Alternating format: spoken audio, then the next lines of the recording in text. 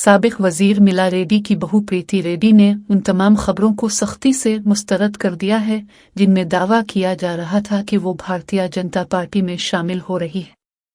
उन्होंने वजाहत की कि हाल ही में वजीर आजम नरेंद्र मोदी और बीजेपी दफ्तर में तिवारी से उनकी मुलाकात का मकसद सिर्फ अपने AI कैंपस की इफ्तिताही तकरीब के लिए दावतनामा पेश करना था। प्रीति रेड्डी ने मजीद कहा कि वो इस अहम तालीमी प्रोग्राम के लिए तमाम सियासी जमातों के रहनुमाओं को मदऊ कर रही हैं और उन मुलाकातों का सियासत पार्टी बदलने से कोई ताल्लुक नहीं है।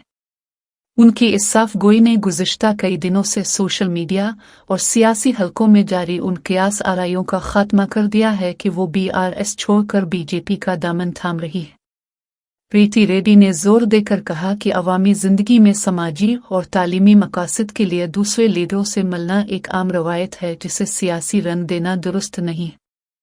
इस वजाहती बयान के बाद अब उनके सियासी मुस्तकबिल से मुतालिक जारी अफवाहें दम तोड़ गई हैं और उन्होंने वाज़े कर दिया है कि वो फ़िलहाल अपनी तालीमी सरगर्मियों पर तवज्जो मरकूज किए हुए हैं।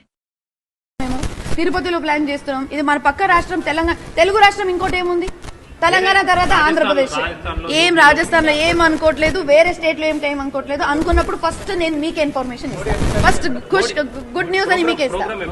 ఇప్పుడు ప్రోగ్రామ్ ఇంకా ఇది కాలేదు, వీఆర్ ప్లానింగ్. డేట్ ఆయననే ఇస్తానన్నారు కాబట్టి ఆయన డేట్ ఇచ్చిన తర్వాత 100% నాకన్నా ఎక్కువ ముందే మీకే తెలుస్తుంది కాబట్టి అది ప్రాబ్లం లేదు. ఆయన వస్తున్నారంటే నేనే మీకు ఇన్విటేషన్ ఇస్తా. ప్రతి ఒక్కరికి పర్సనల్ ఇన్విటేషన్ నేనే ఇస్తాను. ఎందుకంటే అది ఒక ప్రౌడ్ మూమెంట్ ఆయన మా క్యాంపస్ లో రావడం. అది నాకు సంబంధం లేదన్నా, అసలు దానికి సంబంధమే లేదు. నేను పార్టీ